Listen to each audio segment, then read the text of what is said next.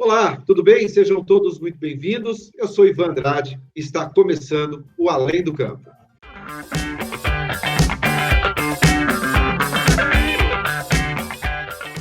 Nosso convidado de hoje é pentacampeão mundial, ex-jogador do Corinthians, seleção brasileira, claro, ex-presidente do Grêmio Audax e atual presidente do Conselho Deliberativo.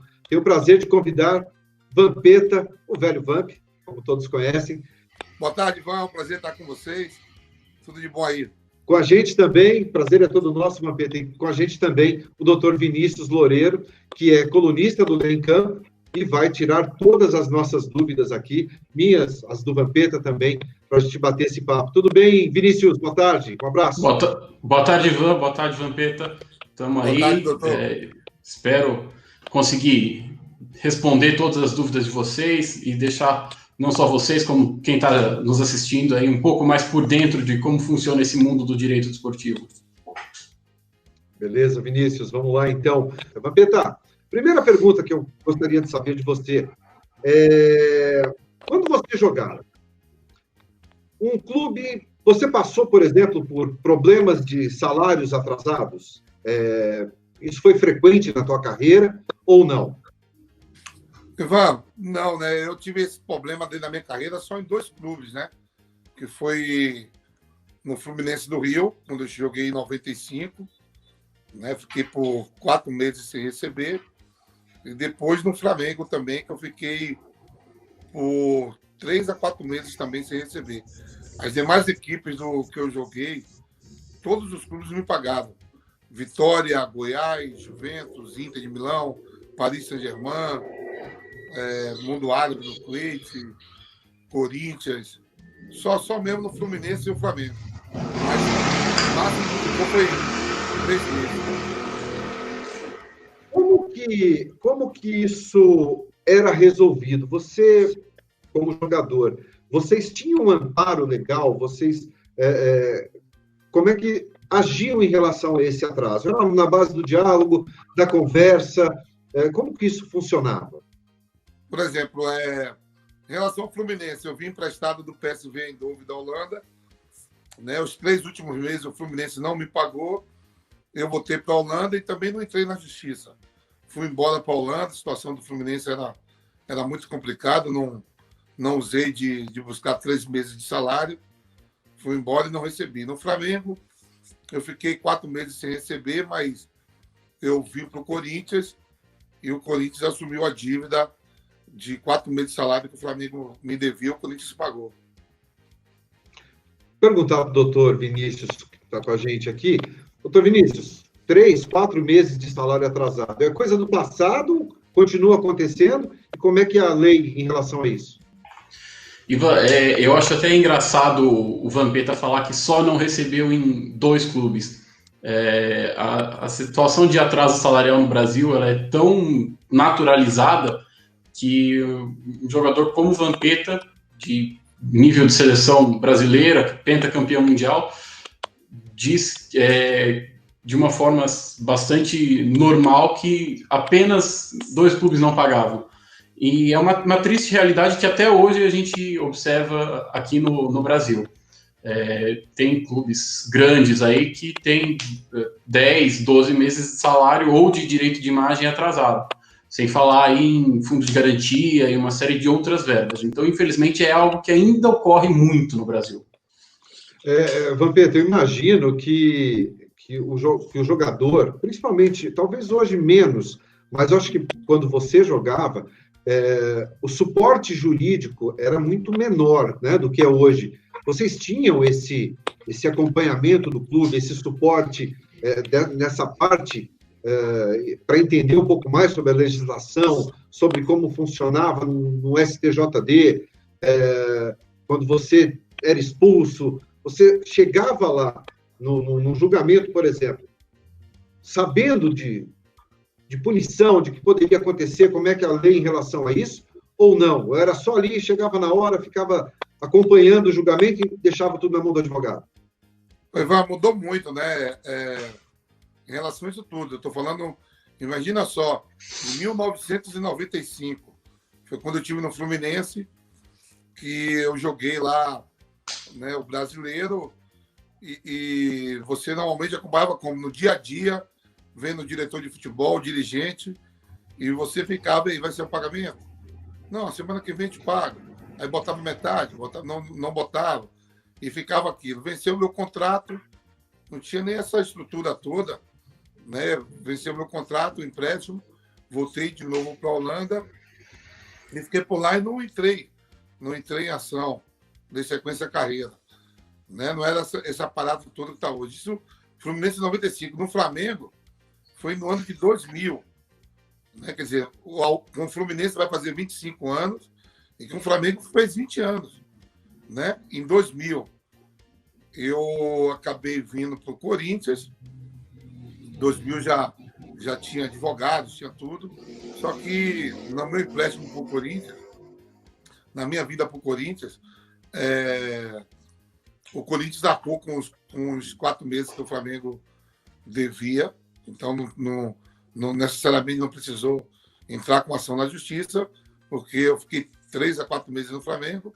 Quando deu dezembro, eu saí de férias, em janeiro o Corinthians me contratou e arcou com a dívida, né, do Flamengo. Então, não teve problema, eu recebi. Recebi depois, né?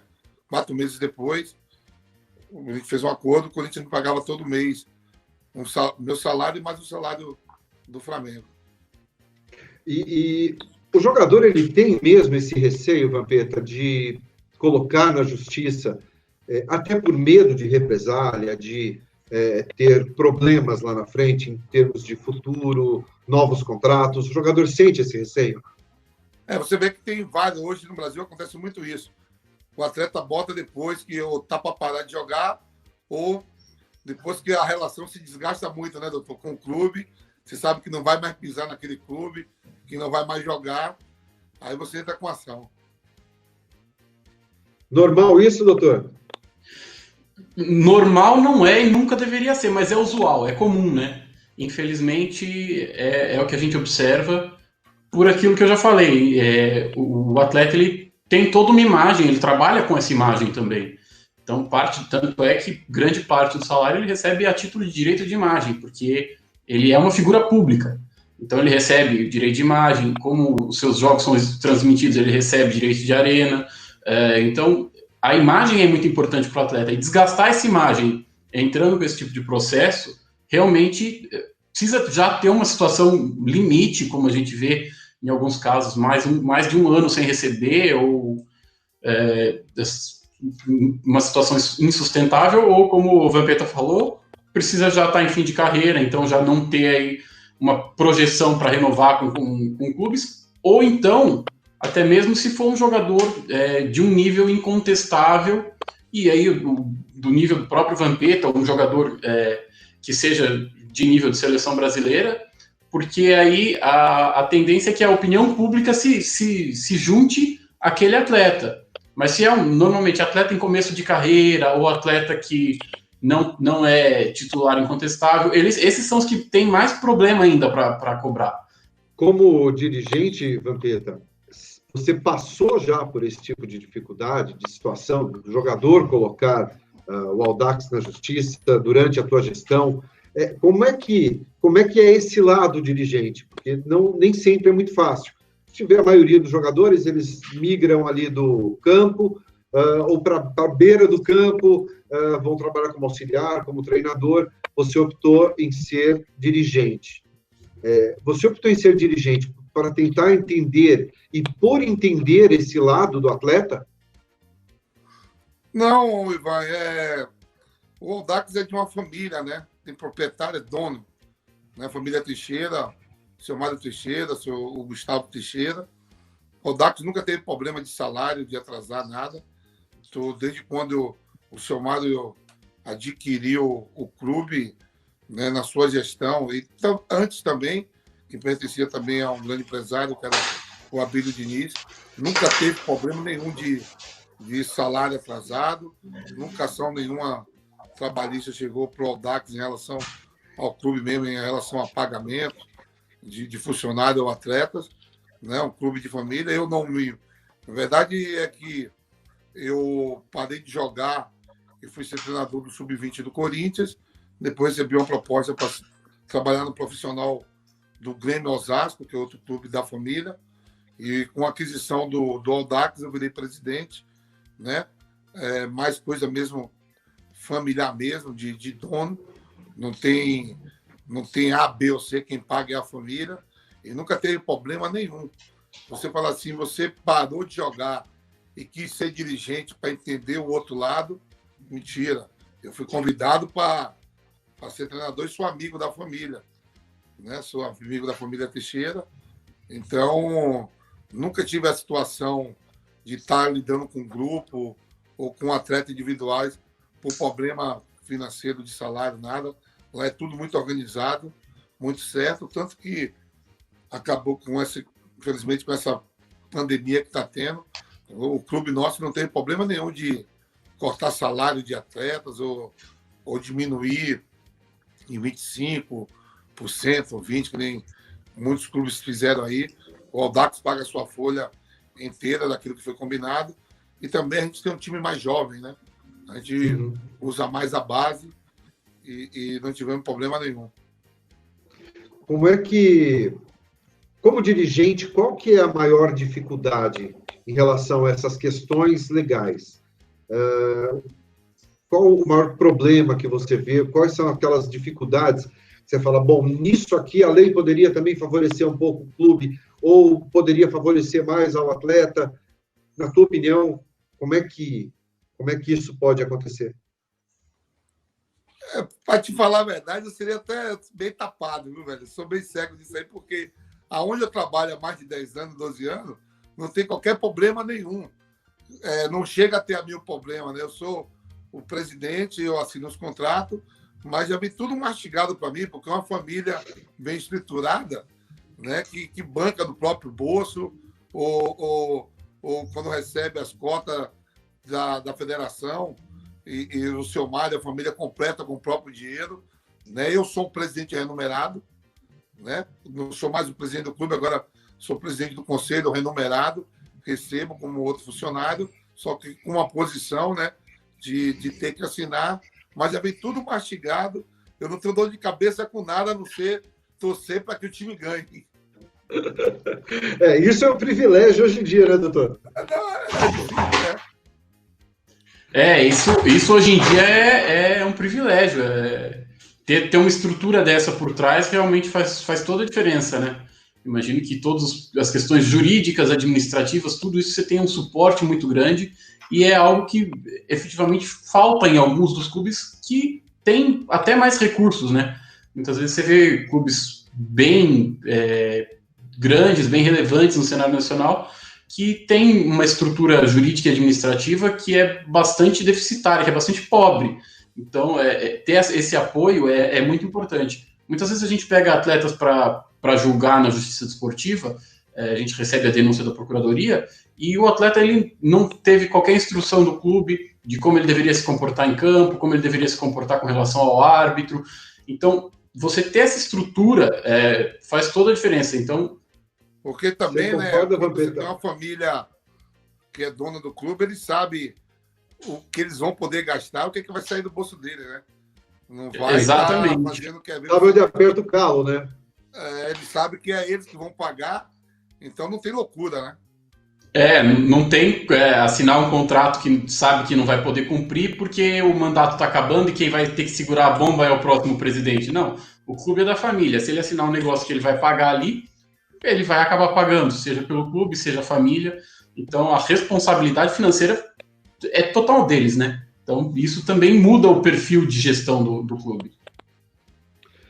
Você concorda, Vampeta, que o jogador ele poderia ser mais instruído nessa questão jurídica?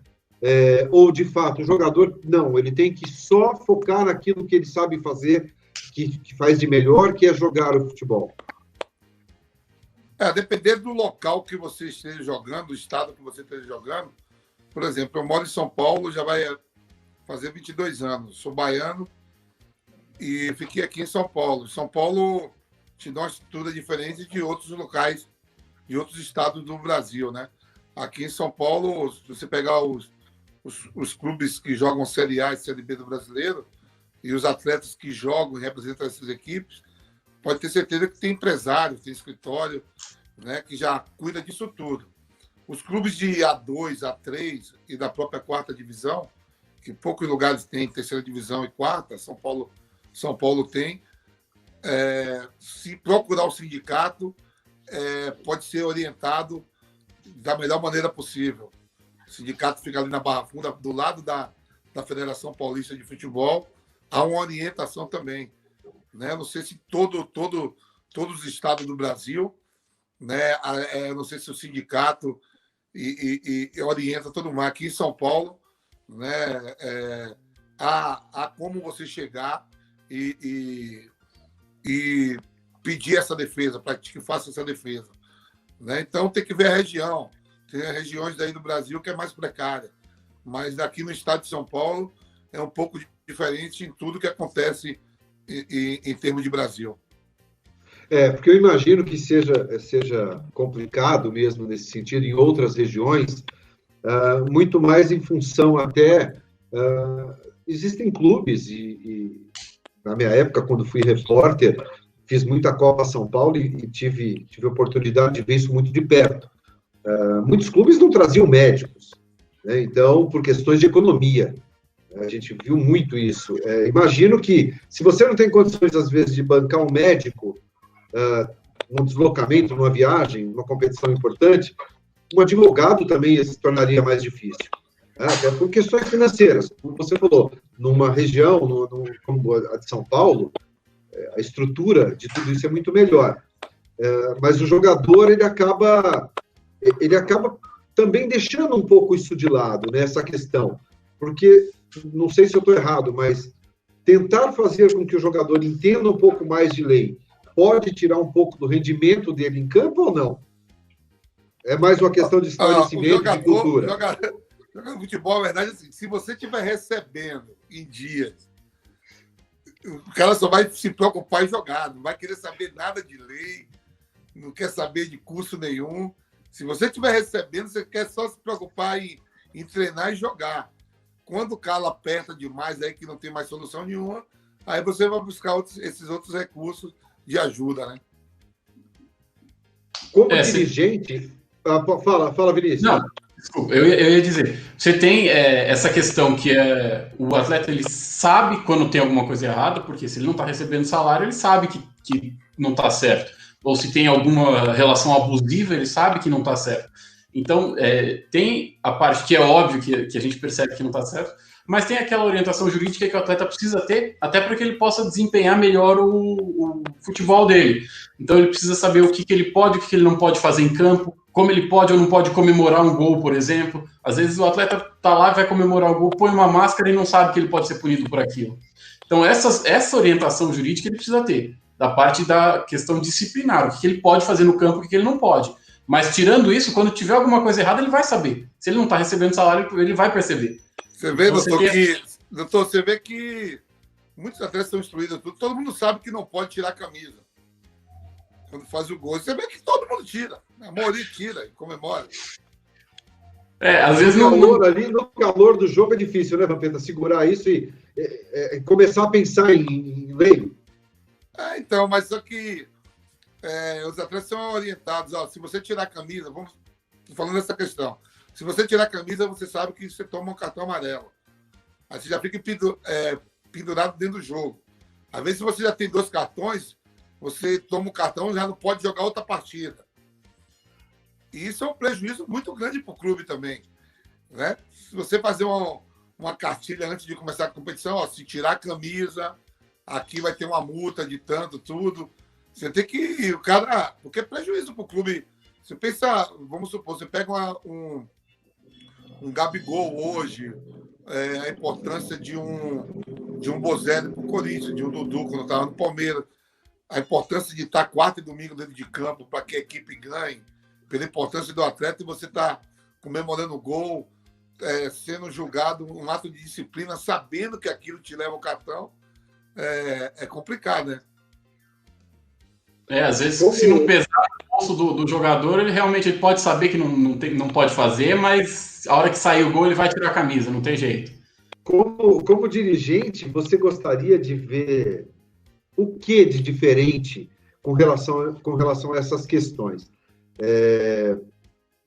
Os clubes poderiam investir um pouco mais nisso, os jogadores também poderiam se conscientizar mais.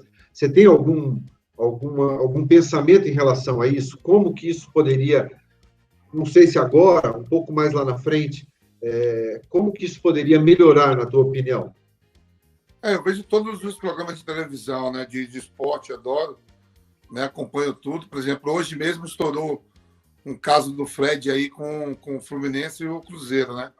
Por exemplo, o Atlético Mineiro, quando o Fred sai do Atlético Mineiro, tem uma cláusula de 10 milhões que tem que pagar para o Atlético Mineiro. O dirigente do Cruzeiro falou, não se preocupa que a gente paga.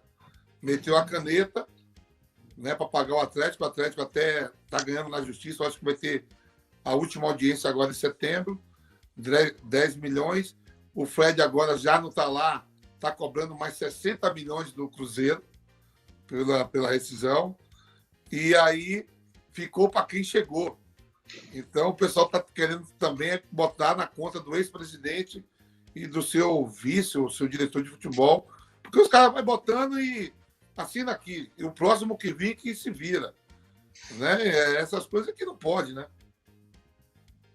Vinícius, como é que se resolve esse tipo de questão? Isso é interessante porque realmente é o último texto que eu escrevi no Lei em Campo, fala exatamente sobre isso. Se você não responsabilizar aquele dirigente que assinou o contrato e que assumiu uma dívida que não pode pagar, ele vai continuar livremente assinando esses contratos e deixando o clube todo endividado. Como o Vampeta disse, quando a família é dona do clube, ele não faz isso porque, de uma forma ou de outra, vai sair do bolso da família. Agora, quando você tem um clube que você sabe, não, eu fico 2 anos, depois mais 2 anos, daqui a 4 anos eu tô fora, então deixa eu assinar esse contrato aqui, que até resolver na justiça já tem 6, 8 anos, a gente sabe que a Justiça do Brasil normalmente demora, felizmente agora a gente tem a CNRD que parece que está resolvendo os processos de uma forma mais ágil, mas o dirigente não tinha essa preocupação. E desde 2011, a Lei Pelé já prevê que nos casos de gestão temerária, caso o dirigente faça alguma coisa absurda ou assuma uma dívida que é fora da realidade, ele pode ser pessoalmente responsabilizado. E eu acho que esse é um caminho... Só me interrompendo, Vinícius, isso acontece? O dirigente, ele é punido? Então, esse é o grande senão disso tudo, porque para que ele seja punido, precisa que o próprio clube se manifeste de forma que, olha, essa gestão foi temerária, então, muitas vezes por uma questão política, grupos políticos que dominam os clubes, isso não acontece. Aí você precisa de uma situação caótica, de um desastre, como parece ser a situação do Cruzeiro, para que os instrumentos que já tem na lei possam ser usados. Então, talvez se o Cruzeiro não tivesse com uma dívida que muitos consideram impagável, eles não chamassem para responder pelos seus atos os presidentes que provocaram isso. Talvez se a coisa tivesse mais tranquila, o Cruzeiro fosse paga essa aqui e deixar enrolar ali, que aí na frente o outro vai pagar, mas como agora não dá para pagar nada, o Cruzeiro falou, opa, então vamos chamar quem fez isso. E aí os responsáveis, os dirigentes, foram chamados como parte passiva no processo. Acho que isso pode provocar uma mudança no comportamento dos dirigentes. Porque a partir de agora, se um dirigente deixar de cobrar uma dívida ou de responsabilizar o dirigente anterior, isso pode ser considerado um ato de gestão temerária dele também. Porque aí o clube vai estar respondendo por uma questão que deveria ser compartilhada com o presidente anterior. Então, talvez isso traga agora uma mudança de comportamento. E isso pode ser bastante positivo para o mercado. Você concorda, Vampeta? Você acha que falta, às vezes, um pouquinho de responsabilidade fiscal para o dirigente? É o que mais falta, né? Ao longo do tempo, você vê que vai no calor do seu mandato, né? Querer ganhar títulos, fazer loucura em relação a parte financeira do clube. Quando chega no final de mandato, você às vezes não é reeleito, ou vai para o seu segundo mandato, e aí você pipoca de novo, espera para que fique para o último, como o doutor Vinícius falou aí, e aí vai deixando a bola de neve. Por isso que a gente vê aí que, por exemplo, um clube como o Flamengo se organizou nos últimos 4, 5 anos, e com um gigante que o Flamengo é, né? Botou as contas em dias, o retorno está vindo aí. Né? Tem clubes agora, aí, a maioria dos clubes brasileiros está falando do Cruzeiro, que foi para a segunda divisão, a gente está vendo a situação do Corinthians, do próprio Santos, né? O Inter passou por isso, o Grêmio, né? O Atlético Mineiro. Quer dizer, lá no futuro vai sobrar para alguém quando se faz tudo. Então, se gasta, se quer conquistar títulos, sai fazendo contratações absurdas. Por exemplo, eu vi o Bruno Henrique, ele sai do Santos, vamos dar um exemplo, por 25 milhões. Os caras contratam o Cueva, sabendo que o Cueva já fez no São Paulo, por 30 milhões. O Leandro Damião. E aí a gente pode citar assim, vários exemplos em vários clubes, Vasco da Gama, tudo. É porque o que me vem na cabeça agora sim são esses jogadores, esses números. E acho que talvez até naquela coisa de, tem pressão de torcida, né? Natural. Tenho que montar um grande time a gente sabe que custa caro. E quando o dinheiro não sai diretamente do seu bolso, né? No caso do Audax, o dinheiro sai de um bolso, né? Então, talvez por isso tenha um controle muito maior e não se faça essa loucura. Mas, em geral, nos clubes que não são particulares, eu acho que aí o dirigente perde um pouco dessa mão. Ele fala, olha, vamos contratar o Vampeta por 50 milhões aqui. Se a gente conseguir pagar amanhã ou depois, é outra coisa. E parece que isso tem se tornado cada vez comum, e a gente vê aí os clubes afundados em dívidas, clubes grandes, e a gente sabe que clubes que contraem grandes dívidas dificilmente fazem bons campeonatos e conseguem alguma coisa, né? Então, não pode você pegar esses grandes clubes aí do Brasil que eu falo com a receita de TV, de patrocínio, né? Os clubes brasileiros nunca ganharam tanto dinheiro como está ganhando agora e continua devendo muito, né? Pega nos últimos anos aí, vê o que a televisão paga, patrocínio de camisa, hoje qualquer espaço num short, numa meia, né? No sem treinamento, no estádio, na camisa, tudo custa dinheiro e os clubes sempre afundados em dívidas. Pelo que se arrecada, não era para ser assim. Nos últimos anos, o que o futebol brasileiro, e até o futebol brasileiro, até em relação à própria América do Sul aqui, o que clubes brasileiros arrecadam em relação a clubes argentinos, uruguaios, colombianos e equatorianos, é um absurdo. Bom, Vampeta, em termos de futuro, vai continuar como dirigente, vai continuar no Audax? Como é que vai ser? Tô lá, né? Enquanto eu não descobrir a senha do cartão da família, eu tô lá colado. Maravilha, então. Queria agradecer a você, Vampeta, pela gentileza de nos atender, de participar com a gente aqui, dessa minha estreia aqui no Além do Campo. Foi muito legal, um papo super gostoso. Com você é sempre muito legal a gente conversar. Eu te conheço há mais de 20 anos aí no futebol. Isso me fez uma das primeiras pessoas que eu tive na cabeça. Falei, olha, vou ter que convidar o Vampeta para bater esse papo comigo. Ex-jogador, hoje dirigente. Agradecer ao Dr. Vinícius por esse papo, pela consultoria aí também com a gente. Fica aqui meu agradecimento, Vinícius. Até a próxima. E a você, Vampeta, um abraço. Um abração. Muito obrigado. Um abraço, doutor. E a gente vai ficando por aqui. Semana que vem tem mais, outro grande convidado, um personagem também ligado ao esporte, e que hoje continua Além do Campo. Abraço para vocês. Até a próxima. Tchau, tchau.